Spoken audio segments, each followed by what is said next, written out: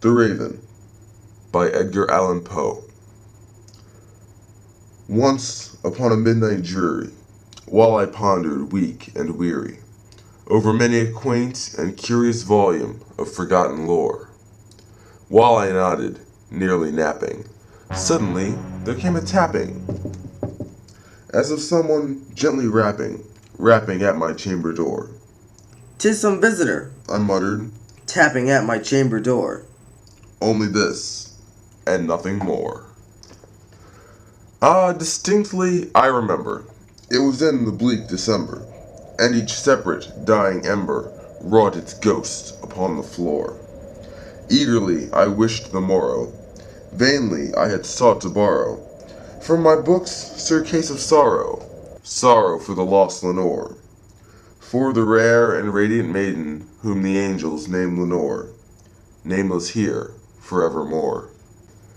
And the silken, sad, uncertain rustling of each purple curtain thrilled me, filled me with fantastic terrors never felt before, so that now, to still the beating of my heart, I stood repeating, "'Tis some visitor entreating entrance at my chamber door. 'Tis some late visitor entreating entrance at my chamber door. This it is, and nothing more." Presently my soul grew stronger, hesitating then no longer. "Sir," Said I, or "Madam, truly your forgiveness I implore. But the fact is, I was napping, and so gently you came rapping, and so faintly you came tapping at my chamber door, that I scarce was sure I heard you." Here I opened wide the door. Darkness there, and nothing more. Deep into that darkness peering, long I stood there, wondering, fearing, doubting, dreaming dreams no mortal ever dared to dream before. But the silence was unbroken, and the darkness gave no token, and the only word there spoken was the whispered word, Lenore. This I whispered, and an echo murmured back the word, Lenore. Merely this, and nothing more. Back into the chamber turning, all my soul within me burning. Soon again I heard a tapping, somewhat louder than before. "Surely, Said I, surely that is something at my window lattice. Let me see then what thereat is, and this mystery explore. Let my heart be still a moment, and this mystery explore. It is the wind, and nothing more."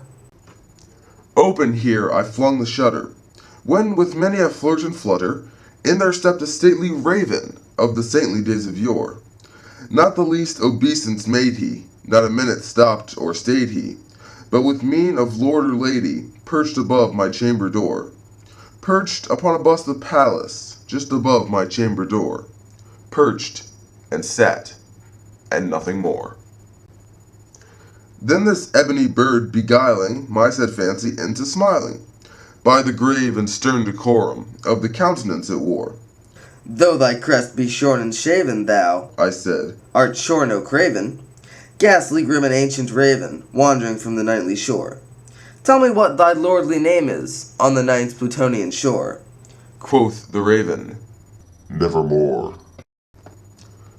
Much I marveled this ungainly fowl to hear discourse so plainly, though its answer little meaning, little relevancy bore. For we cannot help agreeing that no living human being ever yet was blessed with seeing bird above his chamber door, bird or beast upon the sculptured bust above his chamber door, with such a name as Nevermore. But the raven, sitting lonely on the pallid bust, spoke only that one word, as if his soul in that one word he did outpour. Nothing farther than he uttered, not a feather than he fluttered, till I scarcely more than muttered, "Other friends have flown before. On the morrow he will leave me, as my hopes have flown before." Then the bird said, Nevermore. startled at the stillness broken by a reply so aptly spoken. "Doubtless, Said I, what it mutters is only stock and store, caught from some unhappy master, whom unmerciful disaster followed fast and followed faster, till his songs one burden bore, till the dirges of his hope that melancholy burden bore, of never, nevermore. But the raven, still beguiling my sad fancy into smiling, straight I wheeled a cushioned seat in front of bird and bust and door.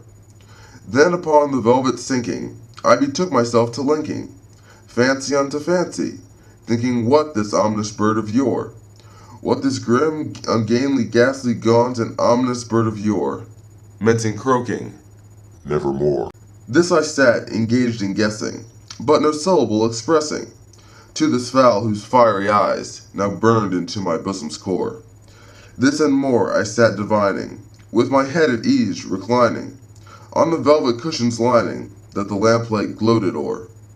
But whose velvet violet lining with the lamplight gloating o'er she shall press, nevermore. Then methought the air grew denser, perfumed from an unseen censer, sung by seraphim whose footfalls tinkled on the tufted floor. Wretch, I cried, God hath lent thee, by these angels he hath sent thee, respite, and nepenthe from thy memories of Lenore.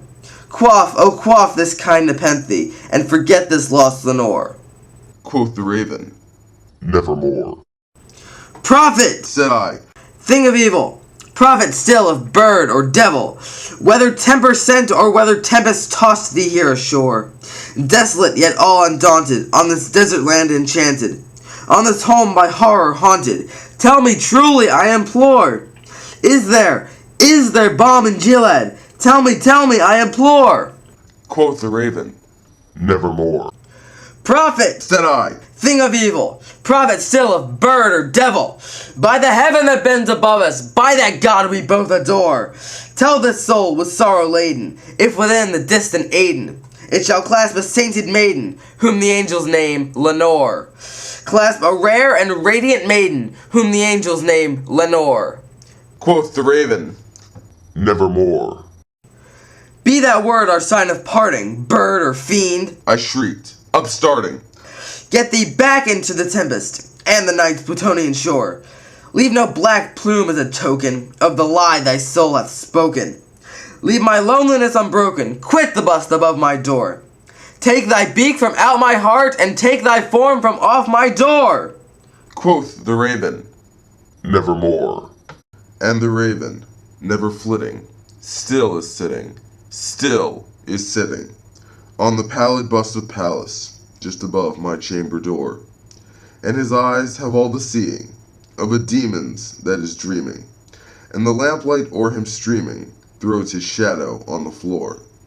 And my soul, from out that shadow that lies floating on the floor, shall be lifted nevermore.